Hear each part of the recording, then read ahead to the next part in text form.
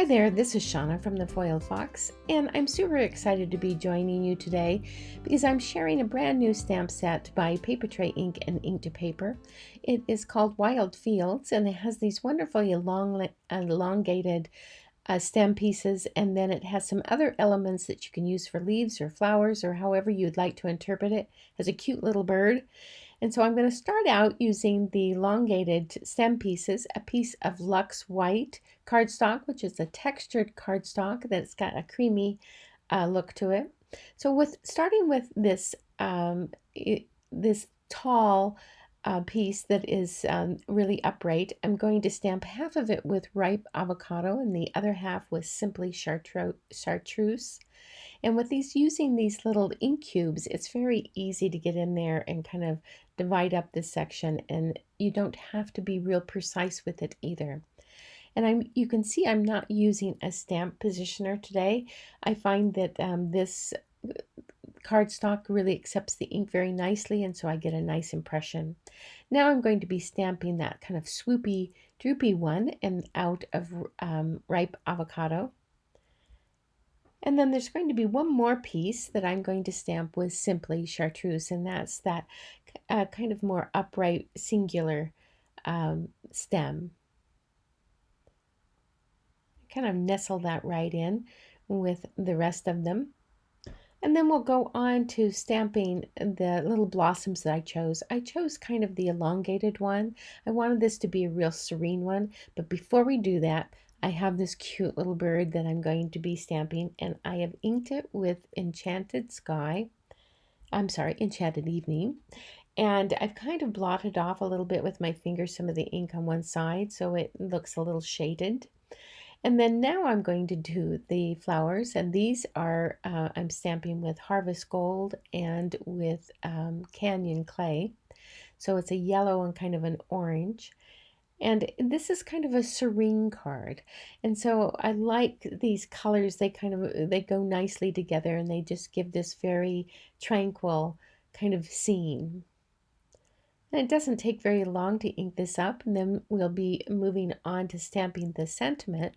I'm using one of the sentiments that's included, which is With Sympathy. And I'm going to mount this onto an acrylic block, use some true black ink. Again, I'm using all the inks from Papertrey, and you'll see them listed in our supply list. Just click the link down below. And I'm stamping this, and I'm just going to kind of kiss the paper. Now, this is a textured paper, and I don't want to push really hard because I don't want to kind of blur the sentiment, but you can see I didn't quite get the ending there. And so I'm going to just take a little pen, you never know the difference, and just finish that out. And now with a card base, I used a Luxe White card base, and then have created a dark blue panel that is exactly the size of the front of this card base. Now for the sizes I use, you can use any size you want. It is, when folded, it is 5.5 across and 5 tall. That's in inches. And then I have a piece of ripe avocado that's just ever so slightly, just like a 1/16 of an inch on all sides, bigger than the panel that we just created. And I'm going to mount that on there so it has a nice kind of matte or framing feel to it. And then we're going to mount it onto the blue card, and that's going to be all that you need to do for this card. It's I just love how you just create in just a matter of minutes this really wonderful card, and you can use any sentiment you want and change any color. In fact, we're going to go on to another one where I'm going to use a dark background, and I want to show you how you can do that. First, I'm going to use some anti-static powder here because I'm going to be using Versamark ink and doing some heat embossing. So I'm stamping this upright one, starting the same way because that's a good way to kind of get some framework for it. And then I'm taking two embossing powders. I'm using verdigris and leaf green, and again they're in our supply list. So I'm just putting half of it with that darker green, and then now with the leaf green. And you can see that creates, without me heat embossing in between, it creates a kind of a real two-tone look. And I just took a little brush. If there's little errant pieces of embossing powder in places we don't want them, just brush those away. And now I will heat emboss this, and you'll see this kind of really come to life. And it's really very nice on this dark blue. Sometimes I like to use dark panels, but they're a challenge to color with. So this is a way you can get around it. So I'm going to use this big swoopy droopy piece again, and I'm going to stamp it with Versamark ink, and then use the Verdigris paper embossing powder like I did before. It's the darker one. And this embossing powder has a kind of a model look to it because there's more than just one little color in there. It's not a complete solid green. It's very, very pretty. And so then I will heat emboss this. And just like with the other one, I have that little singular strand that I'm inking up, and I'm going to emboss this with leaf green embossing powder. And when you use the two colors like this, it just adds some interest to your card and doesn't make it look so monotone. So this has the same basis as the other one. The only difference is that we're using all the same pieces, but we're going to make these flowers. When you have a dark background, they often don't show up. Now we can't forget our little bird. And on the little bird, I finally decided I would ink this with Versamark ink, and then I would heat emboss it with sky blue embossing powder.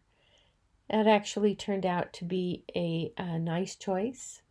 Now the paper I'm using here is Whirly Pop, which is a really nice blue. It's not completely navy, but it does have a really dark appearance to it.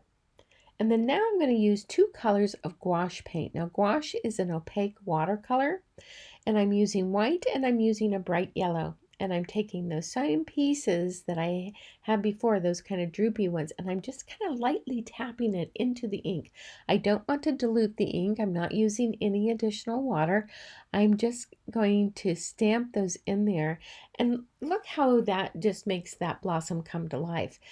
Because it's opaque, it can work on dark surfaces. And for this, I'm using very little water, so I can use just ordinary cardstock. And I think that just works out brilliantly. I want to add a little bit of yellow, so I am using this bright yellow, using the same stamps. Now be sure you clean off in between the colors. Use some water and really wipe those down, because it can get in the crevices and get kind of gloppy, and you want to have some definitions to those kind of little long bubbly strands of blossoms. And then once I have those all stamped the way I like them, I'm going to add just a little tease here and there, because you know me, I can never just leave it alone. Now any gouache can work. I will link to some that you can try, but if you have some at home, that's going to work as well. And then I'm going to use a stamp that I think this is from Tagged, if I'm not mistaken, stamp set by Papertrey Ink-Ink To Paper, but it will be linked down below. And I'm using Thank You for this, and I'm stamping it with Versamark ink, and then going to heat emboss it with white. And you can see you can really use this for anything. You can use the stamp set for any sentiment. It works for about anything you want to dry.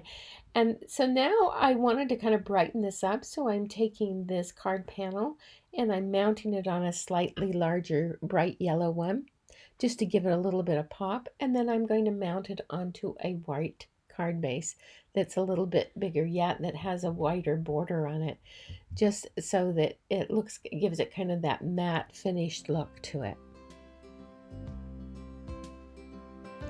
So there's the two cards that we just created. I just love how they turned out, and they just work up in a snap, and you can use any sentiment you like. And then here, just to give you a close-up of the first one that we did, and this really serene, beautiful card. And then we have the one that this last one, and you notice I added a few little yellow enamel dots to it as well. And you can see how versatile it is. And then I made this one, just in my experimenting, made the panel, the bright pink panel, a little bit smaller with a big white border, and it worked out beautifully. I hope you enjoyed this video. I really enjoyed making this and using their new stamp set. If you did, please give us a thumbs up, and if you haven't already, we would just love it if you would subscribe.